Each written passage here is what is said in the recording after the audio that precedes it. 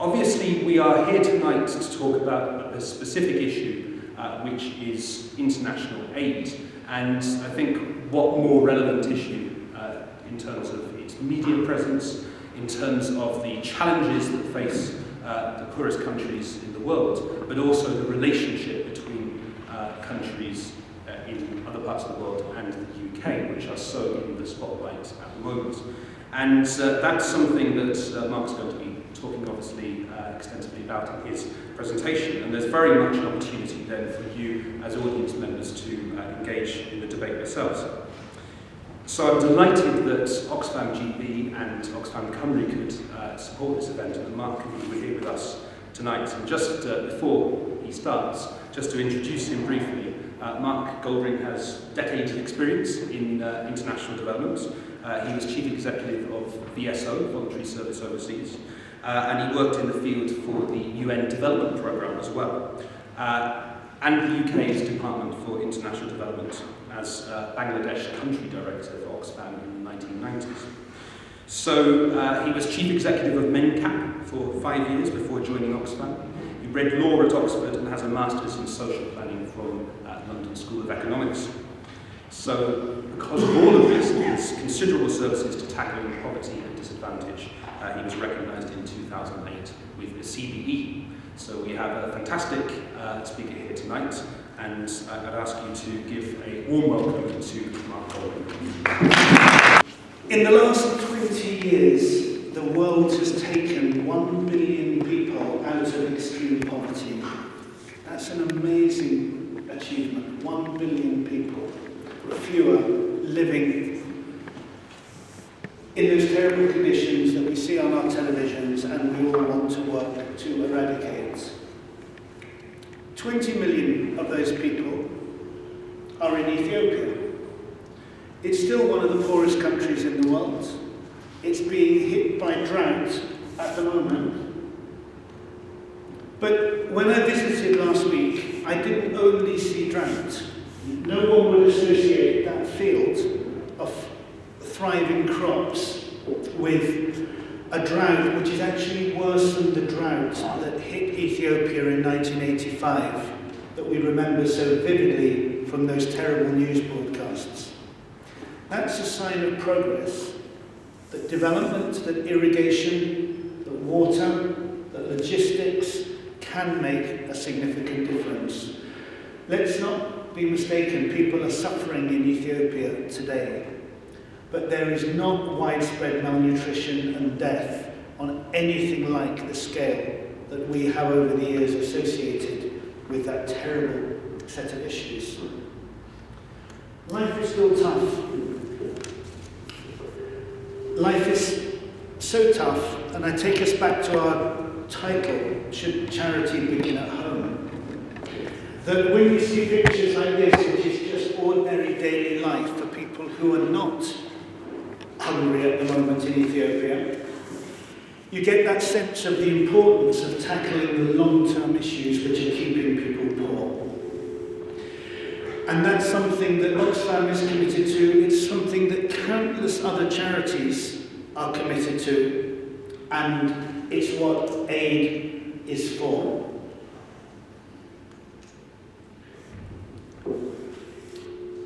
Aid can make a real difference in taking people out of poverty. In the short term, sometimes it's actually most important to keep people alive. And a lot of the work that charities are promoting is actually helping people in places like Ethiopia. That was photographed less than 1 week ago, and it's people congregating around an Oxfam installed tank in an area where there is nothing to eat or drink. That kind of humanitarian assistance is saving lives. And the challenge for us is to use aid to save lives from those who are suffering from emergencies and to promote better living, better standards, dignity, their rights for people who are living in chronic poverty. And I think aid at the moment is doing a really powerful and effective job of contributing to that. let's be really clear. Development is not first and foremost about aid. Aid is one contribution to development. And aid is not first and foremost about charities. Charities are one contribution to the sum total of aid. Britain is among the world's most generous donors of aid. It gives, in official aid, that's government, through our government, through our taxes, 0.7% of our gross national product every year. An amazing thing happened last year. That got legislated for. Future governments are bound to do that. It's deeply unpopular among some politicians, but it's an amazing achievement. Let's get it in proportion. That means that we spend on aid every year to try and assist approximately 1 billion poor people living across the world in extreme poverty, about the same as we spend on the NHS in Britain in 1 month. None of us are saying we should spend less on the NHS, but when people say that we're spending too much on aid for 1 billion people, let's remember what we're spending in a month on health for about 60 million people. Just keeping it in proportion is important. Britain is not typical. America gives less than 2% of its GNP as aid every year. The global average is about 0.35. I think probably now nobody is giving more than 1%. And what we're actually seeing is existing spending coming down across the world. Conservative governments with a small c across the world reducing their spend, at the same time as a Conservative government with a capital C in Britain has continued to increase it. But also more and more money being spent in Europe on what we're calling aid, but which is actually about security, counter-terrorism, defence, migration-related issues. That's very delicate, and we're seeing in many of the world's most generous donors more of their money being spent at home than now they were spending before, and less being spent in the developing world. But Britain has achieved a lot and is contributing to a lot. This is just a few quick figures on what Britain's official aid programme has contributed to. Children under 5 and pregnant women being helped with nutrition. 11 million more children going to school. Children being born safely, and part of an amazing and undertold global success story on malaria. The number of people suffering malaria and dying from it has more than halved in the last decade. Anybody who's worked in Africa and Asia knows the impact of malaria on people's life, their well-being, their ability to work, and how that destroys assets when you're repeatedly sick. You have to sell off all you've got for healthcare. You can't work. This is an amazing achievement. More and more people getting fresh water and sanitation. And humanitarian assistance responding to more and more people. Now, as poverty has got less extreme, or rather fewer people living in extreme poverty, what we've actually seen is more people suffering from humanitarian disasters. In 2002, that's just, 15 years ago, the world spent £2 billion a year on responding to humanitarian disasters. Last year, the world spent 25 billion, and more people went unserved. What that's showing is the combination of conflict, Syria is a perfect example. Destroying progress and climate change undermining it together are leading to more people being displaced and in need of assistance. And let's be clear, that's not helping development, that's helping people to live while we try and rebuild the conditions for development. So we're seeing some positives and we're seeing some massive challenges. Climate change is among the greatest of those challenges, and we can't address it by lots of little projects. We've actually got to address it by the way we produce energy, how much coal we use, how the developed world pollutes and undermines the chances of development in the poorer world. Those are issues of policy, and at the same time we've got to help people adapt their lives. I went not long ago to Zambia, and I talked to a group of villagers who we had helped run a pilot program to test improved crops. Those crops were giving them a far better yield, and they were reluctant to take them up more widely. And I couldn't understand why. And eventually one of the young people in the community said, the trouble is we don't know when the rains are going to come next year. If these crops are not safe for us to use with or without the rains that we traditionally get, we're going to waste all of our money. How can we invest? So not only is it destroying progress, it's destroying people's confidence in building for the future. Now, I'm not asking anyone to read the details of that graph, but I just want to use it to bring out one or two things. When I said that development, that's improving the quality of people's lives, is not primarily about aid, I want to point out these are financial flows into the developing world. This is a 25-year period along the bottom. What you can see is how much more money is flowing into the developing world than was doing 25 years ago. But only the bottom red line is official aid.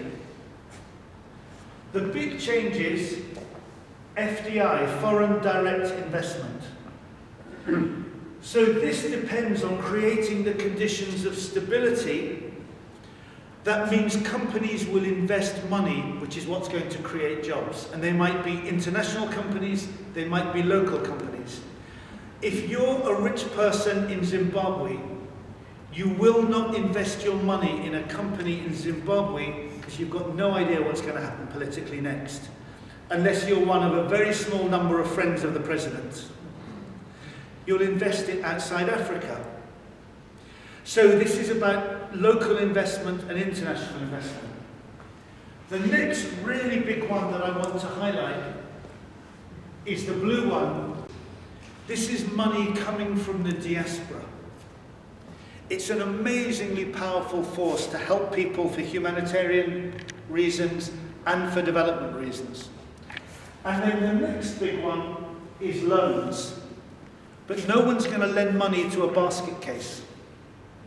So one of the jobs of aid is actually to help make the conditions where this investment is going to happen.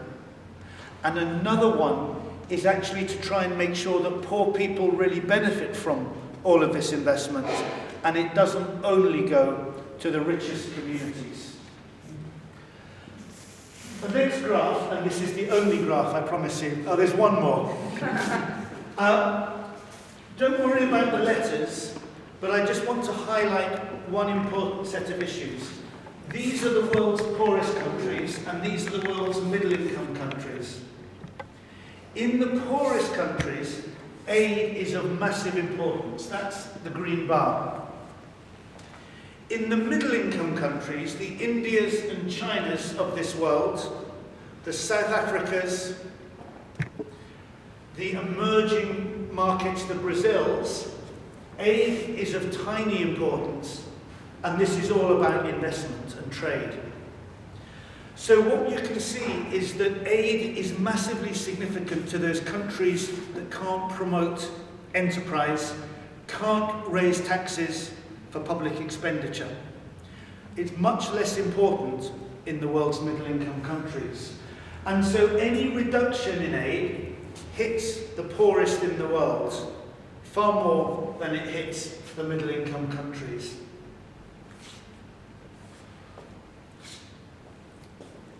I want to talk a little bit, though, about policy, because policies make a huge difference to whether aid is effective. And on this graph, you've got 3 countries: India, Pakistan, Bangladesh. India is roughly twice as rich as Bangladesh in terms of income. But Bangladesh has got greater life expectancy, fewer people dying in childbirth, more children being immunised, and more women being literate.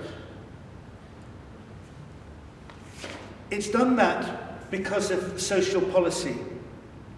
It's done that because it's focused its investment and its charitable funding and its aid funding on the things that make the biggest difference to poor people. India's created a much better climate for investment, but actually spending money on basic things like immunisation, on women's education, make a much bigger difference in the short run to poor people. Now, it's not that we need one or we need the other, we need both. But if we don't actually create the environment that allow poor people to benefit, aid will be of no use at all, except in keeping people alive. Now, I was giving a talk on India and Bangladesh in a different forum last year, and one person in the audience just stood up and said, "Toilets." What he was saying was investments in things like sanitation really help poor people.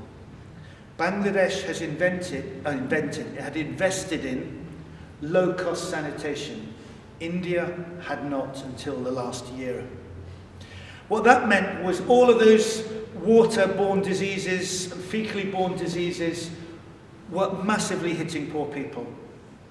So aid can be used to support good policy. It can't replace good policy, except in bringing immediate relief to poor people. The other dimension that comes out from this is focusing on women. One of the things that aid does well is really help say, what do we have to do for women to benefit from this? And if you look at an example like Bangladesh, it hasn't got particularly good governance, it hasn't got high levels of income, but it's invested in family planning to give women choice on the size of their family. And at the other end, it's also attracted jobs in the garments industry to Bangladesh. They're not perfect jobs by any means, but they mean that women choose to stay in school because they've got a chance of a job at the end of it. And what did they have to do to keep girls in school? Most important thing was actually to build separate and properly hygienic latrines in the school compounds for girls. So that balance of social policies can make a vast difference. This graph shows the fall in global poverty over the last 25 years. About 45% of the world's population living in extreme poverty 25 years ago, down to under 20% in 2010, 2012. That is 1 billion people less. The graph then begins to split, and it can come up here with minor reductions, or it can virtually eradicate poverty in 2030. Which is what the Sustainable Development Goals say is possible and we're all aiming to do. The light blue shading on the graph is the question of what will happen. And actually, much of what happens is in the world's hands.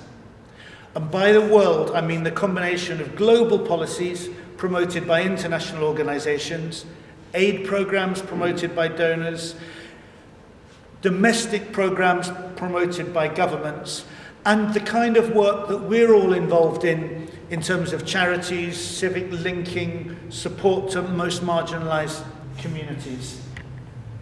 So what does these set of options, which is basically 500 million people, more or less, depending on the choices we make, what does that involve? Climate change is one, conflict is one. Where you have wars, you don't have progress. You have people living in terrible misery. The Syrian crisis now is creating a new class of poor people who did not exist 5 years ago. That's 10 million more people living in poverty now than were 5 years ago. So conflict and political solutions to conflict, desperately important in this. Corruption and the quality of governance will make a vast difference. Earlier in the seminar, Martha and I were talking about Zimbabwe. Zimbabwe reaching progress, losing it through bad governance. South Sudan probably never had the good governance, just showed some steps in that direction, and everything being destroyed now. But there are also things that we can control more readily. One of the most fundamental issues in terms of do we end up with 600 million people or 100 million people living in extreme poverty in 15 years' time is how we deal with the fruits of growth. Rising inequality is undermining our efforts to eradicate poverty. If you have the 62 richest people in the world owning the same amount of wealth as half the world's population, 3.5 billion, it's quite hard to make that money go round. And our choice of policies is something that we can influence as citizens of the world. Taxation is a very obvious one. So as Oxfam and working with like-minded organisations, we're putting just as much effort into try and encourage governments of the rich countries to stop people moving their assets around the world and taxing them in the Bahamas. I never knew that they mined copper in the Cayman Islands until I went to Zambia. And they told me that much of their copper receipts seem to be being declared in the Cayman Islands where there is no corporate tax. But also tax within countries. In South Africa, which is one of the best run tax services in Africa, the tax authorities believe that of the 10,000 richest multimillionaires in the country, less than 1,000 are registered for income tax, and only 200 are fully paid up. One of the richest men in the world said, "Why is it that I seem to pay tax at a lower rate than my secretary?"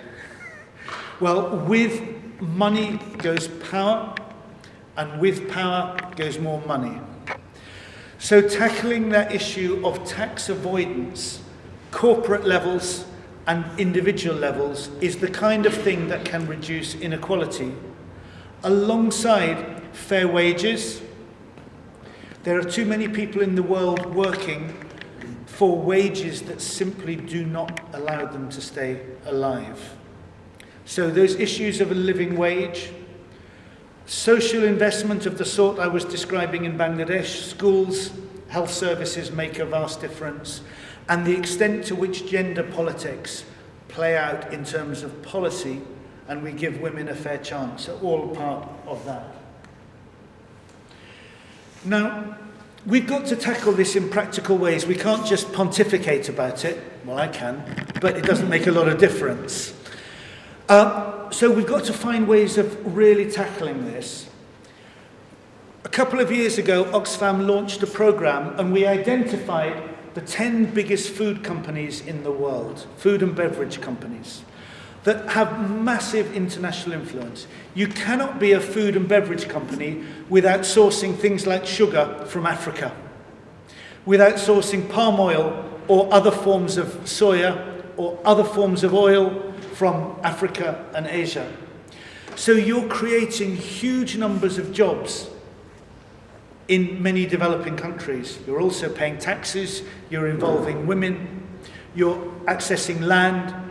You have a supply chain which goes miles and miles and miles down and has tentacles right across the country.